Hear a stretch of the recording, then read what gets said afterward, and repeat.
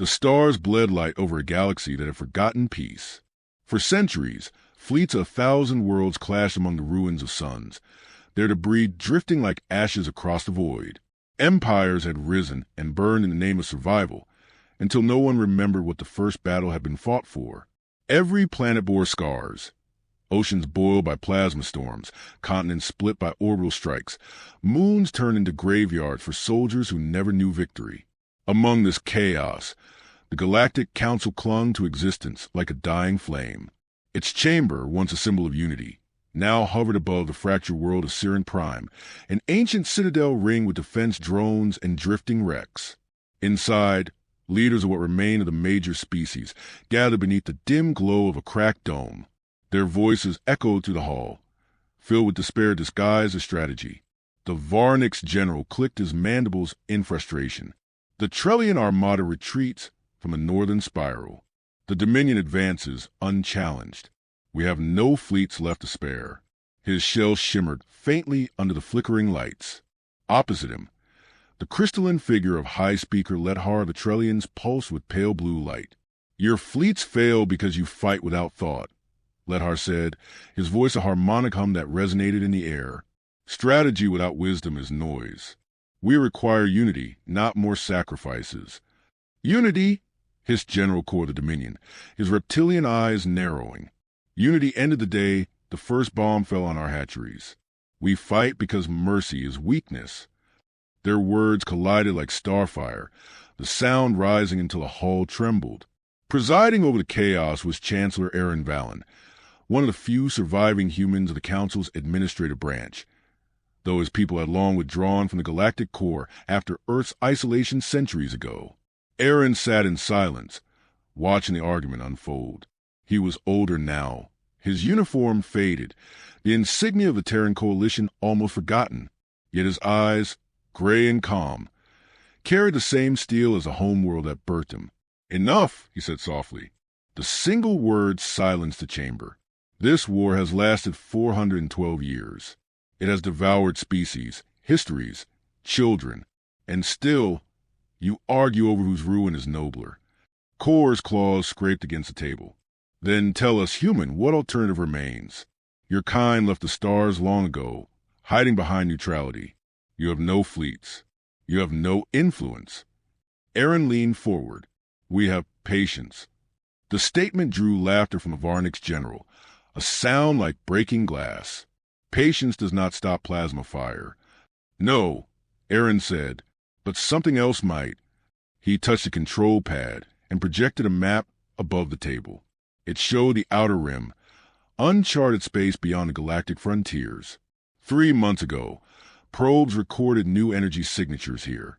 Unknown origin, directed movement, formation consistent with organized fleets.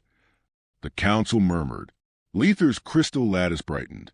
Another faction? Pirates. Neither, Aaron replied. The readings match no known technology. But there is something else. We intercepted a transmission. He pressed another command, the hall filled with static before a voice, clear, calm, unmistakably human, echoed through the air. This is Admiral Sarah Monroe of the Terran Defense Accord. To all combatants in this sector, cease hostilities and prepare for diplomatic contact. We will not interfere unless provoked. But know this, we have seen war before, and we remember what it costs. The words hung like gravity. For a moment, the council forgot to breathe. The idea was absurd. Humanity, the long-absent race from the lost spiral, returning after centuries of silence? Yet there was no mistaking the voice nor the authority that came with it. Core's tail lashed the floor. This is impossible. The Terran Coalition was dust before my ancestors hatched. Impossible, Lethar murmured. Yet here it is. The Varnix general leaned closer, his multifaceted eyes narrowing. What are they planning, Valen? If your kind has returned, they bring war with them. Aaron met his gaze. Perhaps, or perhaps they bring an end to it. The council dissolved into uproar. Some demanded contact, others feared annihilation. The humans had once been allies, engineers, diplomats, explorers, but they had vanished after the collapse of Sol, when Earth sealed its borders and cut all transmissions. What could they have built in that silence? What kind of species returns to a burning galaxy and speaks of ending war? Later, as the chamber emptied and the stars beyond the dome dimmed to red, Aaron remained alone. He replayed the transmission again, listening to the measured cadence of Monroe's voice. It carried neither arrogance nor plea, only certainty. He remembered the last message he'd received from Earth before the long silence.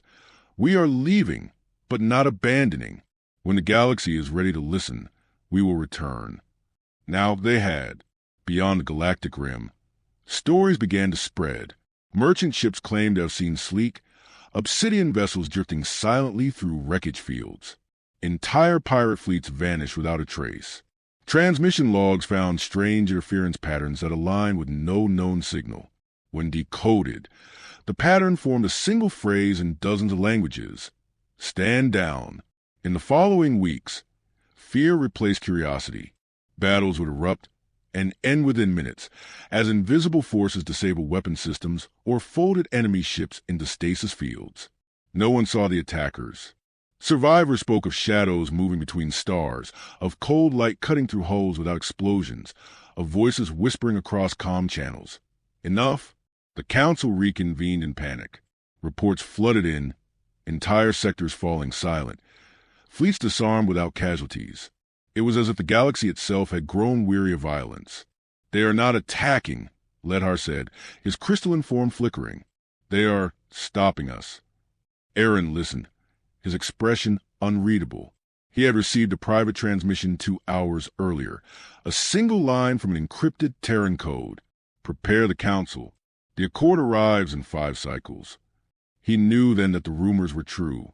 Humanity had returned, not as refugees or diplomats, but as something else entirely, arbiters forged by the lessons of their own near extinction. Outside the station, the void shimmered faintly, as though light itself were bending. A faint ripple crossed the sky, followed by the emergence of countless dark silhouettes, ships of impossible design, angular and silent, each the size of a small moon. They arranged themselves in perfect formation around Sirent Prime. The Varnix general's voice broke the silence. What do they want?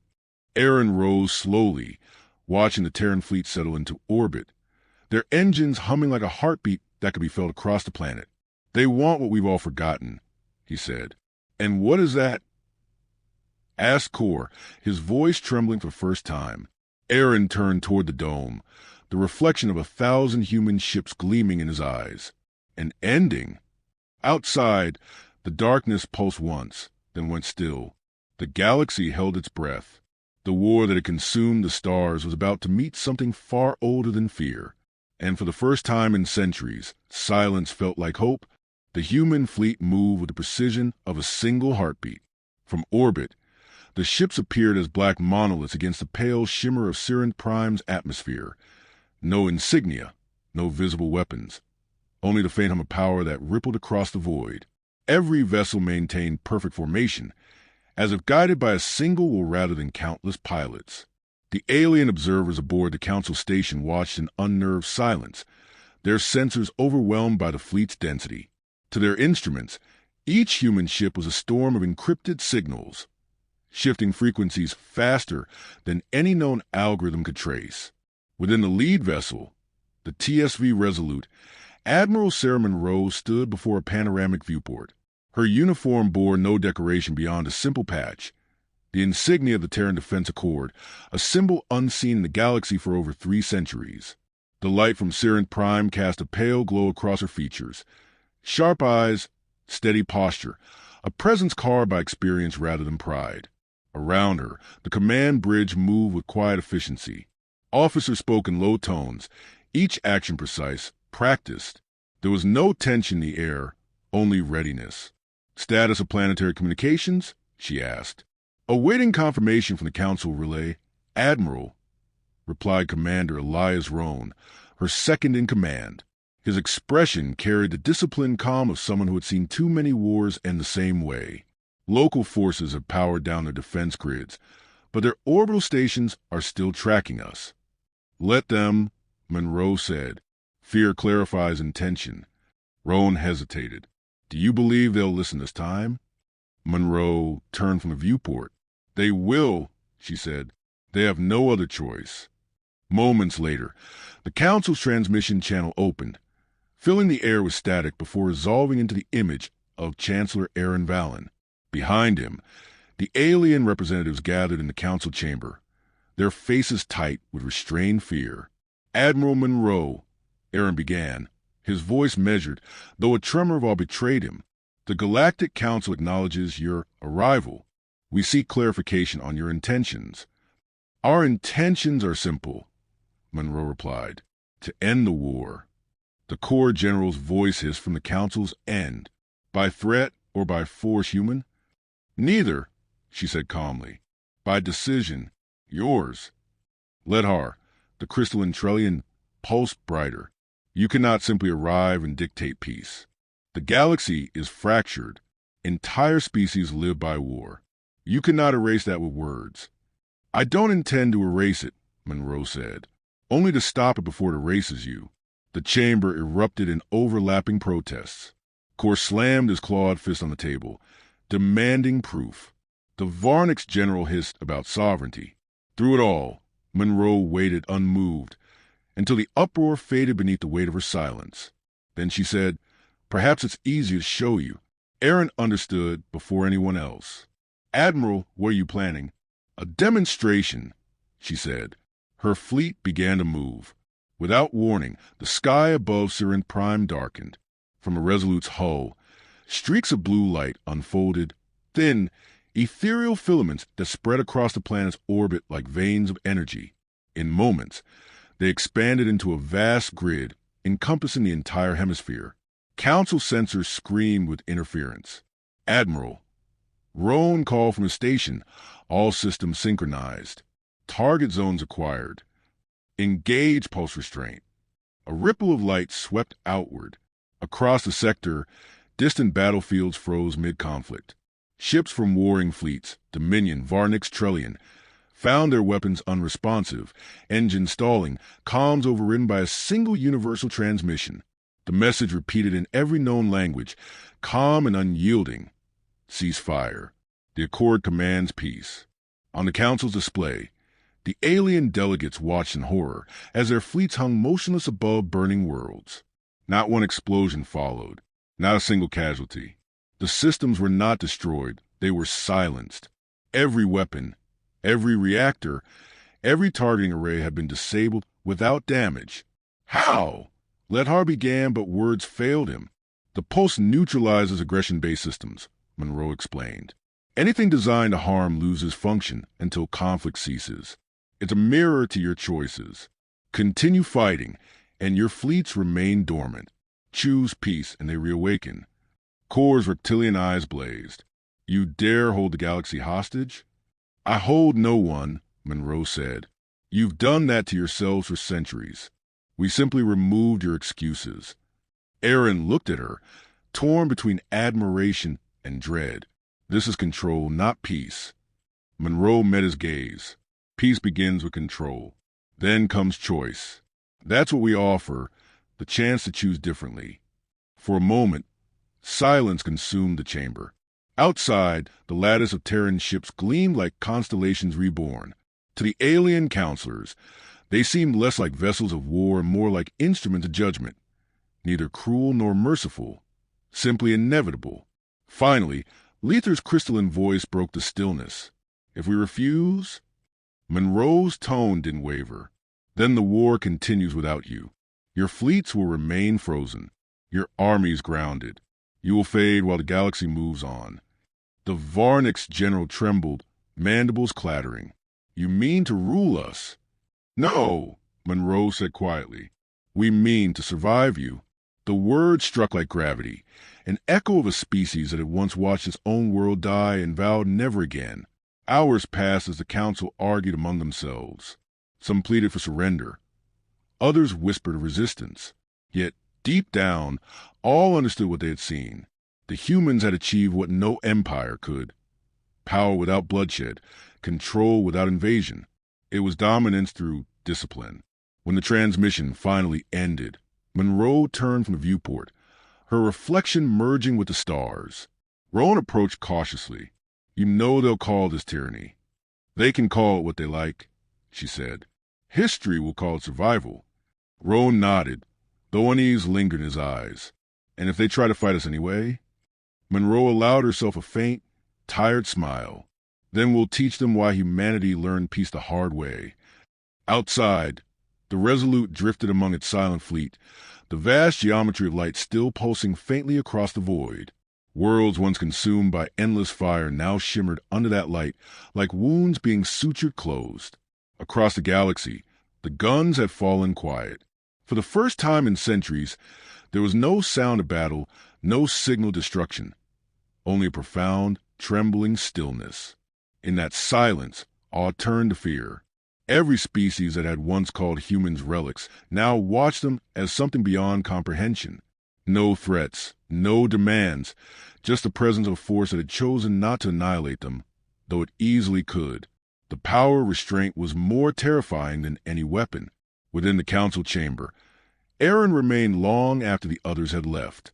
He replayed the broadcast once more, watching the ships drift in perfect order, hearing Monroe's voice echo through static. The Accord commands peace.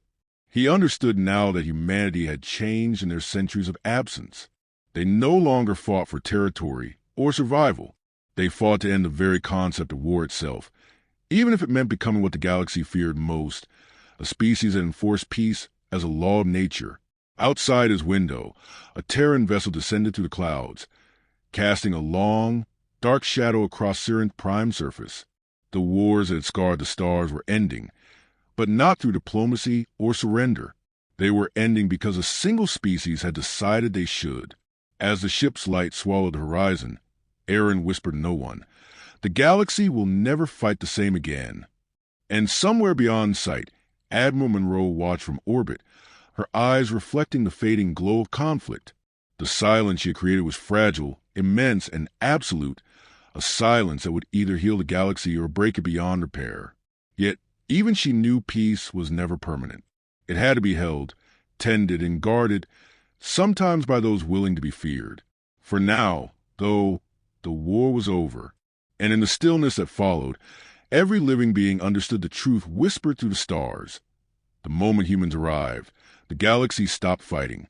The galaxy drifted in uneasy silence. For the first time in 5 centuries, no cannons fired, no fleets burned, and no world screamed under bombardment. The war had ended, not through treaties or surrender, but because one species had simply decided enough was enough. Humanity had returned, and with them came an ending so absolute that even the stars seemed to hold their breath. Admiral Sarah Monroe stood aboard the Resolute, watching the bruised light of dawn rise over Sirius Prime. The planet below was healing. Cities once buried under glass and ash now flickered with new construction lights. Ships moved not to attack, but to deliver supplies, and voices that had long shouted in rage now spoke in uncertain cooperation. Yet Monroe's expression remained calm, not triumphant. She understood better than anyone that peace was never victory. It was a promise, and promises could break. Commander Rowan approached quietly. Reconstruction reports are improving. The Dominion's colonies have signed the Concord Charter. The last weapon deactivation zones are stable. Monroe nodded, her eyes never leaving the planet. And the Varniks? Still silent, Rowan replied. Their home clusters haven't sent word since the demonstration. They're afraid, Monroe said softly. Fear will keep them still. For now. A moment of quiet passed between them.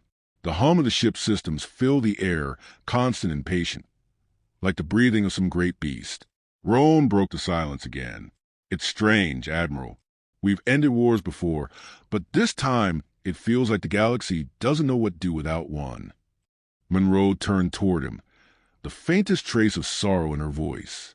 That's because peace is work, Commander. Harder than war. We just gave him the chance to learn it. Far below, Chancellor Aaron Vallon stood at the balcony of the council hall, watching human vessels shimmer above the horizon. The sky was scarred from old orbital burns, yet somehow the view carried a new kind of weight, hope mixed with dread. Behind him, the chamber buzzed with debate.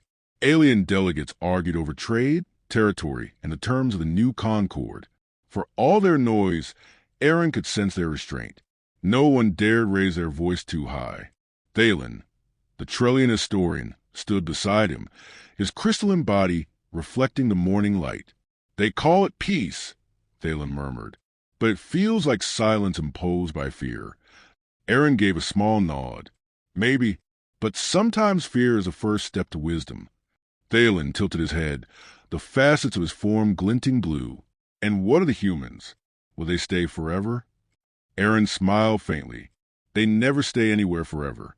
That's their nature. They come, they fix what's broken, and then they leave us to face what's left." Later that night, as the twin moons rose, Admiral Monroe descended to the surface.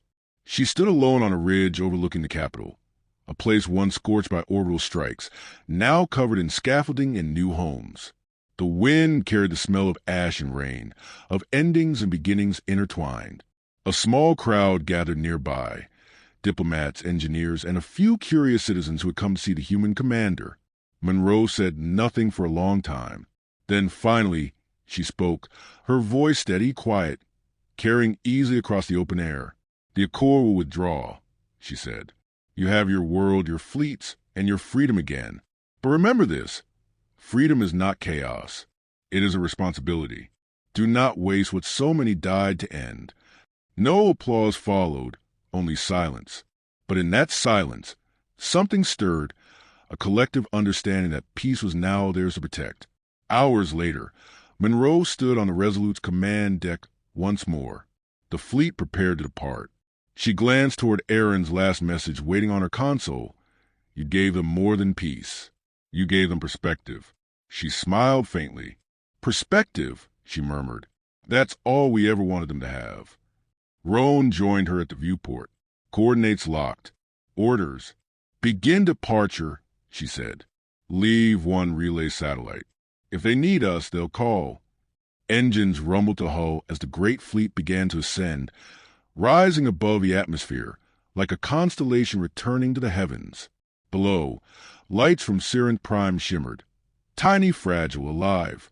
The ship's systems shifted into silent formation, one by one fading into the vast dark. As they crossed the edge of the system, Monroe watched the planet shrink into a glowing sphere of blue and silver. She spoke quietly, as if to the stars themselves. "Let them make something better of it." Roan glanced at her. "And if they don't?"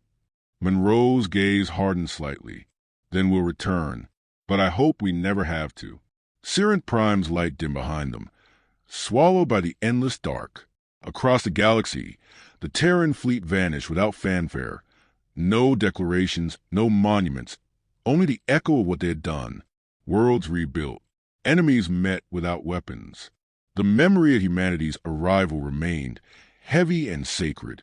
In his final journal entry, Thalen the historian wrote, "They appeared not as conquerors, but as consequences. Their presence was the end of everything we called inevitable. They did not destroy our war. They shamed it into silence. And in that silence we discovered ourselves." Years would pass. The Concord would thrive, fracture, and rebuild. But whenever another conflict threatened to rise, someone would whisper a single name, the humans, and the thought alone would be enough to stop it. High among the stars, unseen and unheralded, a lone Terran probe drifted between systems, repeating a message into the dark. Peace is the only war worth winning. The galaxy listened, and though the humans were gone, their silence remained, a promise written across the stars that no one dared break again.